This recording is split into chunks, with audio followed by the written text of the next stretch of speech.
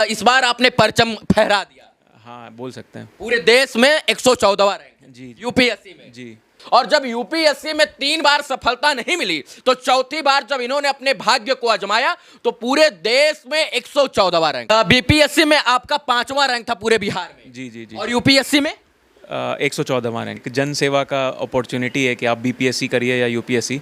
UPSC में आपको और बड़ी अपॉर्चुनिटी मिलती है। और 2022 में पूरे बिहार में बीपीएससी में 5वां रैंक और 2024 में 114वां रैंक यूपीएससी में। 8 महीने से मैं छुट्टी पे हूँ और मैंने फुल डेडिकेटेड रूप में तैयारी की अपने मेंस और इंटरव्यू के लिए। मतलब हमको यूपीएससी की तैयारी करना है और हमको आईएएस ही बनना है। जी, शुरुआत से मैं यूपीएससी की ही तैयारी करता था। जब यूपीएससी, ये मेरा चौथा प्रयास था यूपीएससी में, जिसमें जब पहले 3 प्रयास में मुझे सफलता नहीं मिली थी तब मैंने बीपीएससी की ओर अपना मुख किया था और पहले प्रयास में मुझे उसमें 5वां रैंक। साल 2022 में बीपीएससी में 5वां रैंक लाने वाले बिहार के लाल सिद्धांत ने पूरे बिहार में झंडा गाड़ा था। लेकिन साल 2024 में जब 2023 यूपीएससी का रिजल्ट आया तो पूरे देश में 114 रैंक लाकर बिहार के लाल सिद्धांत ने पूरे देश में झंडा गाड़ दिया और झंडा बुलंद कर दिया। सोचिए कि साल 2022 में बीपीएससी में सफलता अर्जित हुई, इसके बाद उसके 2 साल बाद ही यूपीएससी में ही जो है इन्होंने झंडा गाड़ दिया। 114वां रैंक हासिल करके ये बता दिया कि अगर पढ़ाई का जुनून है और अगर यूपीएससी का जुनून है तो आपको दिल्ली कोटा जाने की जरूरत नहीं है। और ये बिहार में रहते हुए और बीपीएससी के तहत जो है सिलेक्शन के बाद भी यूपीएससी की तैयारी करते हुए पूरे देश में 114वां रैंक लाकर अपने मां बाप का नाम रोशन करके पूरे बिहार को गौरवान्वित कर दिए हैं। अभी हमारे साथ सिद्धांत हैं, स्वागत है आपका। जी धन्यवाद। बहुत बहुत बधाई आपको। जी धन्यवाद धन्यवाद। जी 2022 में पूरे बिहार में बीपीएससी में 5वां रैंक और 2024 में 114वां रैंक यूपीएससी में। तो बीपीएससी से मन नहीं भरा था, पेट नहीं भरा था आपका? जी देखिए, ये तो एक जन सेवा का अपॉर्चुनिटी है कि आप बीपीएससी करिए या यूपीएससी। यूपीएससी में आपको और बड़ी अपॉर्चुनिटी मिलती है और बड़े लेवल पे अपॉर्चुनिटी मिलती है देश को सेवा देने की। तो यही मन में था कि जितना ज़्यादा प्रतिभा है उसको अच्छे तरीके से भुनाएं और ज़्यादा से ज़्यादा देश के लिए कुछ सेवा कर सकें। बीपीएससी में आपका 5वां रैंक था पूरे बिहार में। जी जी जी। और यूपीएससी में 114वां रैंक। अच्छा, क्या पढ़ाई करते थे कि यहाँ लोग बीपीएससी में 110 रैंक भी नहीं हासिल कर पाते हैं, लेकिन आप बीपीएससी में 5 रैंक हासिल किए थे और यूपीएससी में 114 रैंक।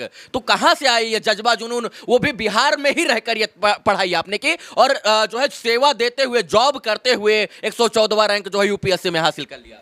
जी, ये तो थोड़ी सी मेरी मेहनत थी और माँ बाप का आशीर्वाद, बड़े बुजुर्गों का आशीर्वाद और भगवान की दया थी कि मैंने ये सारे कॉम्बिनेशंस बैठे और मेरी मेहनत सफल लाई। जब बीपीएससी में आपने 5वां रैंक हासिल किया था तो ये सपना देखा था कि हमको यूपीएससी की तैयारी करना है और हमको आईएएस ही बनना है? जी, शुरुआत से मैं यूपीएससी की ही तैयारी करता था। जब यूपीएससी, ये मेरा चौथा प्रयास था यूपीएससी में, जिसमें मुझे सफलता मिली।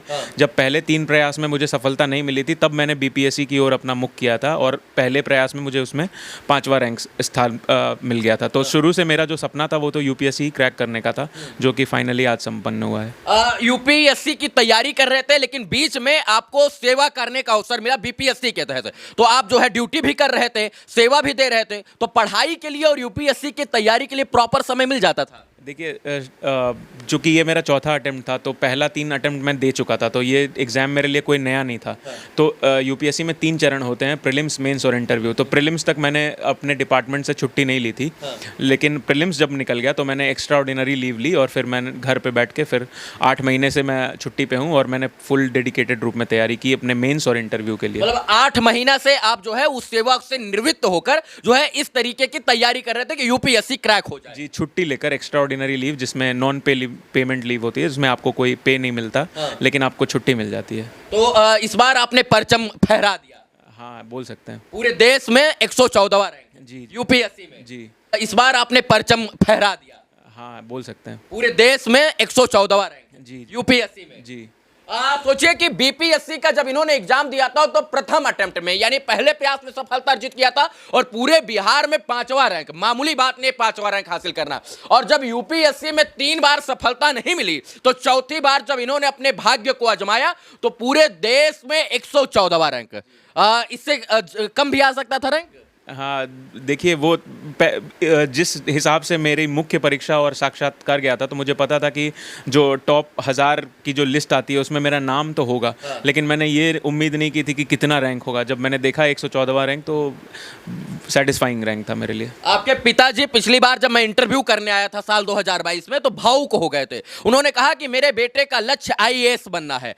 वो बीपीएससी के तहत जो है उनको जॉब तो मिल गई है, लेकिन मैं इससे संतुष्ट नहीं। वो भावुक हो गए थे। इस बार भावुक हुए थे?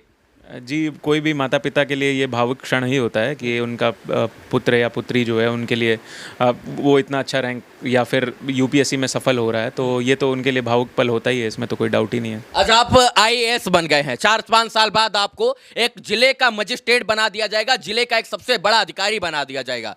जो है कहाँ चाहते हैं कि आपकी पोस्टिंग कहाँ हो, बिहार या बिहार से बाहर, क्योंकि आप बिहार से हैं? देखिए, हम लोग बोलते हैं कि हम भारत के निवासी हैं, तो भारत में कहीं भी सेवा देने का मौका मिले मेरे लिए सब बराबर है। बिहार में मिले तो?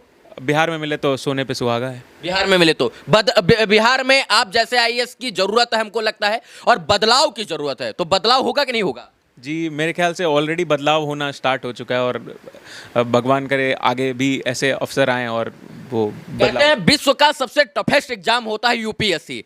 विश्व के सबसे टफेस्ट एग्जाम यूपीएससी को आपने क्रैक कर दिया। इसके ऊपर भी कोई परीक्षा देने का मन है अब? नहीं, अब तो परीक्षा नहीं दूंगा। अब तो पहले से भी डिसाइडेड था, हालांकि मेरे एक अटेम्प्ट और अटेम्प्ट्स बचे हुए थे, लेकिन मैं पहले से डिसाइडेड था कि अब मैं परीक्षा नहीं दूंगा, चाहे इस बार कोई भी रैंक आए या रैंक ना भी आए। तो मैं पहले से डिसाइडेड था कि जो होगा उसको ईश्वर का आज्ञा मान के स्वीकार करूंगा। और 3 के पहले की रैंक बनी थी कुछ? नहीं, कोई रैंक नहीं बनी थी, लेकिन चौथे में आपने एकदम पूरा तूफान मचा दिया। हाँ, मतलब रैंक आई मेरी इस बार अच्छी। कहते हैं कि जो है मेहनत इतनी शिद्दत से करो, इतनी खामोशी से करो कि सफलता जो है वो शोर मचा दे। 3 में सफलता नहीं मिली, डरे नहीं, थके नहीं, रुके नहीं, झुके नहीं, और चौथी में पूरा फाड़ कर रख दिया। हाँ, मतलब फाड़ कर तो नहीं रख दिया, बोल सकते हैं कि अच्छी रैंक है, ठीक रैंक। 114 रैंक, सोचिए लाखों लोग बैठा है, आसाम से लेकर तमाम, मतलब अटक से लेकर कटक तक, कश्मीर से लेकर कन्याकुमारी तक, देश के 140 करोड़ आबादी में सिर्फ लाखों लोग बैठे उस एग्जाम में, और 140 रैंक लाना तब भी जो है ये अपने आप में असाधारण बात नहीं है, बहुत बड़ी बात है। जी हाँ, बोल सकते हैं। तो अच्छा, ये नहीं सोच रहे हैं कि एक बार बचा हुआ है तो और दे देते हैं, 10वां 15वां रैंक आ जाएगा तो और नाम होगा? नहीं, अब वो इच्छा नहीं है, और मेन था कि ऑल इंडिया सर्विस कोई मिल जाए, और ऑल इंडिया सर्विस इस बार मिल ही जाएगा ऑफ कोर्स, तो मैं संतुष्ट हूँ अब। सब लोग खुश हैं? हाँ, सब खुश हैं। ढोल नगाड़ा सहनाई सब कुछ बजा? हाँ, बजा है और भी बजने वाला भी। कैसे बजेगा, ब्याह हुआ कर रहे हैं? नहीं, अभी और भी जगह जाना है अपने सगे संबंधी के पास, तो उन लोगों ने व्यवस्था की है। कहते हैं एक जो है पुत्र जो होता है वो घर की मान मर्यादा सम्मान स्वाभिमान होता है। ये वो पुत्र हैं जो अपने पिताजी के मान स्वाभिमान मर्यादा और इसके बाद सम्मान के असली हकदार हैं।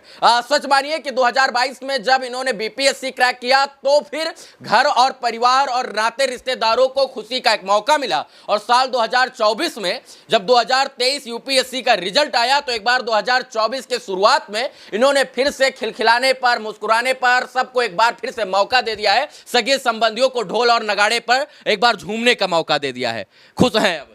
हाँ, ऑफ कोर्स खुश हूँ मैं। चलिए सिद्धांत जी, आप हमसे बात किए, बहुत बहुत धन्यवाद। धन्यवाद। चलिए हमारे साथ 114वां रैंक लाने वाले, पूरे इंडिया में यूपीएससी क्रैक करके 114वां रैंक लाने वाले, बक्सर के लाल, बिहार के लाल और अब पूरे देश के लाल बन चुके सिद्धांत जी थे, और सिद्धांत जी अब आईएएस बन गए हैं। 114वां रैंक मिलना यानी आईएएस जो है बन जाना। अब 4-5 साल बाद जो है इनको डीएम का पद मिलेगा, और डीएम पद पर जब ये पदासीन होंगे तो हमको लगता है कि इसी जिले का जो है भाग्य जरूर परिवर्तित करेंगे, ताकि युवा सोच और युवा जो है बुद्धि है इनका, और युवाओं के जोश और जुनून से ही देश का एक एक जिला जब बदलेगा तो देश स्वयं अपने आप परिवर्तित हो जाएगा, बदल जाएगा। इस वीडियो को देखने के लिए धन्यवाद मित्रों। जय हिंद।